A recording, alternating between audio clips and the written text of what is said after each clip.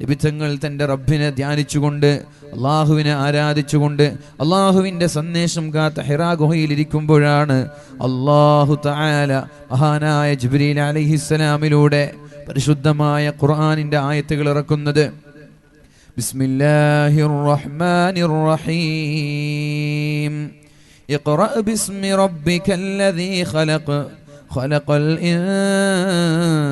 ഇൻസാന മിൻ അലഖ് اقرأ وربك الأكرم الذي علم بالقلم علم الإنسان ما لم يعلم. അല്ലാഹുവിൻ്റെ ഹബീബ് ആരാരുമില്ലാതെ ഏകാന്തനായി ഒറ്റയ്ക്കിരുന്ന് ഹിറാ ഗുഹയിലിരിക്കുമ്പോഴാണ് ജിബ്രീൽ അലൈഹിസ്സലാം കടന്നു വന്നിട്ട് നബിയോട് പറയുന്നത്, ഇഖ്റ, നബിയെ നിങ്ങൾ ഓതണം. അപ്പോഴാണ് നബി തങ്ങൾ പറഞ്ഞത്, മാ അന ബിഖാരിൻ, എനിക്ക് ഓതാൻ അറിയൂല, എനിക്ക് വായിക്കാൻ അറിയൂല. സ്കൂളിലോ കലാലയങ്ങളിലോ ക്യാമ്പസുകളിലോ മദ്രസകളിലോ പാഠശാലകളിലോ പോയി പഠിച്ചവനല്ല ഞാൻ, എനിക്ക് ഓതാനോ വായിക്കാനോ അറിയില്ല. മാ അന ബിഖാരിൻ, ഞാൻ പഠിച്ചിട്ടില്ല. അപ്പോഴാണ് അല്ലാഹുവിൻ്റെ ഹബീബിനെ വേദനിപ്പിക്കുന്നത്, ഹബീബിൻ്റെ പരിശുദ്ധമായ ഖുർആനിന്റെ സൂറത്ത് ഓതി കൊടുക്കുന്നത്. ഇഖ്റഅ ബിസ്മി റബ്ബിക്കല്ലദീ ഖലഖ്, ഓത് നബിയെ നിങ്ങളെ സൃഷ്ടിച്ച നിങ്ങളുടെ നാഥന്റെ പേരിൽ ഓത് നബിയെ എന്ന് പറഞ്ഞിട്ട് അല്ലാഹു ഓതാൻ കൽപ്പിക്കുകയാണ്. നബി തങ്ങൾ പേടിച്ചു വിറച്ചുപോയി.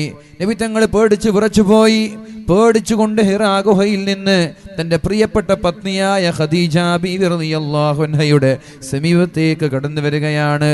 യാ ഖദീജ സമ്മിലൂനി, എന്നെ ഒന്ന് പുതപ്പിട്ട് മൂടുമോ, എനിക്ക് വയ്യ, പേടിച്ചു പോയിരിക്കുകയാണ്, എനിക്ക് വയ്യ, എന്നെ ഒന്ന് പുതപ്പിട്ട് മൂടുമോ, എന്നെ ഒന്ന് കെയർ ചെയ്യുമോ, ഒന്ന് ശ്രദ്ധിക്കുമോ എന്ന് പറഞ്ഞിട്ട് മഹദിയായ ഖദീജയുടെ സമീപത്തേക്ക് പേടിച്ചു വരേണ്ട നബി തങ്ങൾ ഓടി വരികയാണ്.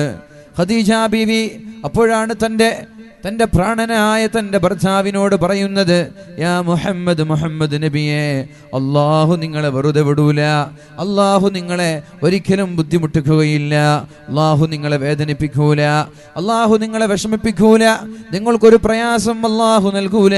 കാരണം ഇന്നക ലതസിലുർ റഹിമ, നിങ്ങൾ കുടുംബബന്ധം പുലർത്തുന്ന ആളായതുകൊണ്ട് നിങ്ങൾക്കൊരു അപകടവും അല്ലാഹു നൽകൂല.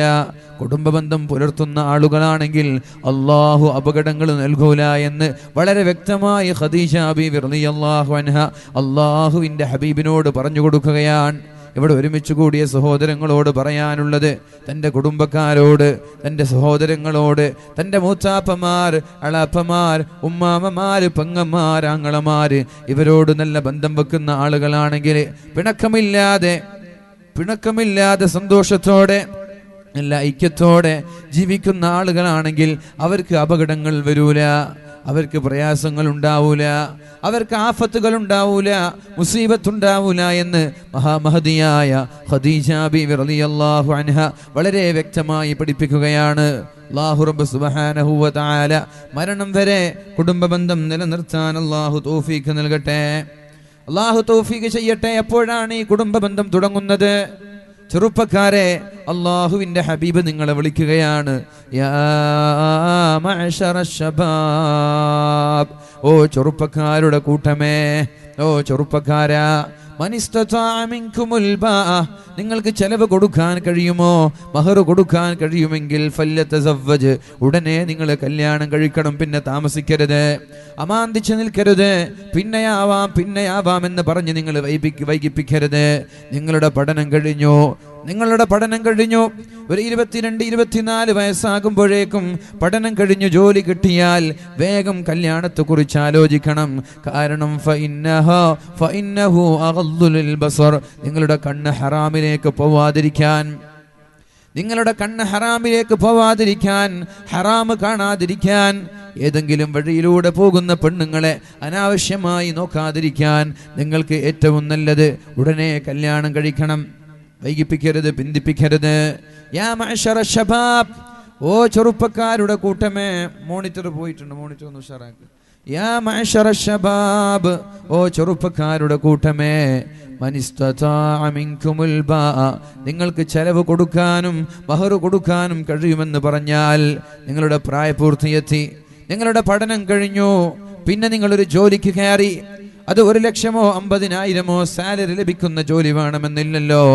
നിങ്ങൾക്ക് മാന്യമായ ഒരു 10,000 രൂപ ലഭിക്കുന്ന സാലറി ആണെങ്കിൽ വരെ വേഗം നിങ്ങൾ കല്യാണം കഴിക്കണം. ഫഇന്നഹു വഗല്ലു ലിൽ ബസർ, നിങ്ങളുടെ കണ്ണ് നിയന്ത്രിക്കാൻ ഇത് നിങ്ങൾക്ക് നല്ലതാണ്. കണ്ണാണ് മനുഷ്യന്മാരെ തിന്മയിലേക്ക് കൊണ്ടുപോകുന്നത്. ഫനളറതുൻ വബ്തിസാമതുൻ ഫസലാമു ഫലിഖാഉൻ വമൗഇദുൻ എന്ന് ഷൗഖി പറഞ്ഞതുപോലെ, ഒരു കവി പാടിയതുപോലെ, ആദ്യമായി കാണലാണ്. ഫനളറതുൻ, ആദ്യമായ ഒരു നോട്ടം. ഒരുപാട് കാലം നോക്കുമ്പോഴേക്കും പുഞ്ചിരിക്കാൻ തുടങ്ങി. ദൈനംദിനം നോക്കുമ്പോൾ കണ്ട് പരിചയപ്പെട്ടു. കണ്ണും നോക്കി, അവസാനം പുഞ്ചിരിക്കാൻ തുടങ്ങി. ഫബ്തിസാമ, പുഞ്ചിരിക്കാൻ തുടങ്ങുമ്പോഴാണ് പിന്നെ സലാമുൻ, ഹായ് എന്നും ഹലോ എന്നും സലാമും പറഞ്ഞിട്ട് കമന്റ് അടിക്കുന്നത്. സലാം പറയാൻ തുടങ്ങിയാൽ ഫലിഖാഉ, പിന്നെ എവിടെയാണ് കണ്ടുമുട്ടേണ്ടത് എന്ന തീരുമാനം രണ്ടുപേരും കൂടി ഏറ്റെടുക്കുകയാണ്.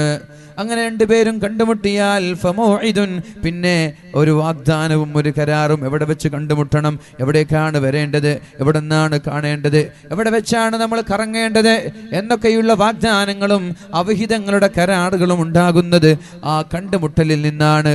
കണ്ടുമുട്ടലിലേക്ക് എത്തിയത് സലാമാണെങ്കിൽ, അഭിവാദ്യമാണെങ്കിൽ, അഭിവാദ്യം അർപ്പിക്കാൻ നിങ്ങളെ പ്രേരിപ്പിച്ചത് നിങ്ങളുടെ രണ്ടുപേരുടെയും പുഞ്ചിരിയാണ്. പുഞ്ചിരിക്കാൻ നിങ്ങളെ പ്രേരിപ്പിച്ചത് രണ്ടുപേരുടെയും നോട്ടമാണ്. ആ നോട്ടം നിയന്ത്രിച്ചിരുന്നുവെങ്കിൽ ഈ അവിഹിത ബന്ധത്തിലേക്ക് എത്തുമായിരുന്നില്ല.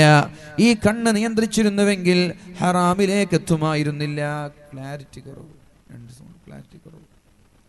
ഹറാമിലേക്ക് എത്തുമായിരുന്നില്ല. അതുകൊണ്ട് നിങ്ങളുടെ കണ്ണ് നിയന്ത്രിക്കാൻ, ഹറാമിലേക്ക് പോവാതിരിക്കാൻ, വ്യഭിചാരത്തിലേക്ക് പോവാതിരിക്കാൻ, ലാ തഖ്റബുസ് സിന, നിങ്ങളെ വ്യഭിചരിക്കരുത് എന്നല്ലോ പറഞ്ഞത്.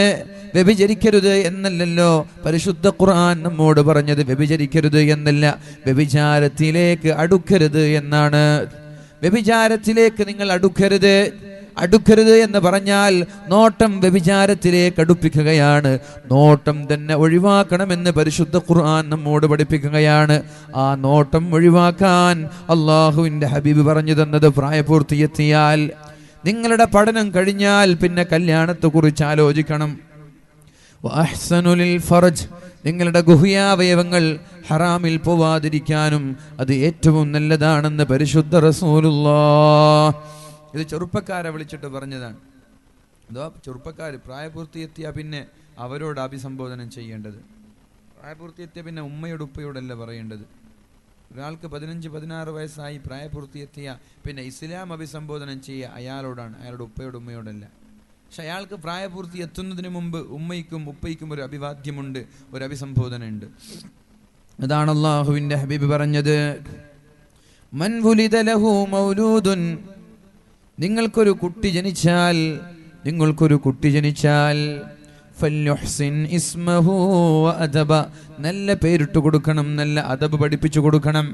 കുട്ടിയുണ്ടായാൽ, കല്യാണം കഴിഞ്ഞു മക്കളുണ്ടായാൽ ഫല്യുഹ്സിൻ ഇസ്മഹു വഅദബ, നല്ല പേരിട്ട് കൊടുക്കുക. മോഡേൺ പേരുകളല്ല, മോഡേൺ നാമങ്ങളല്ല, നല്ല പേരിട്ട് കൊടുക്കുക.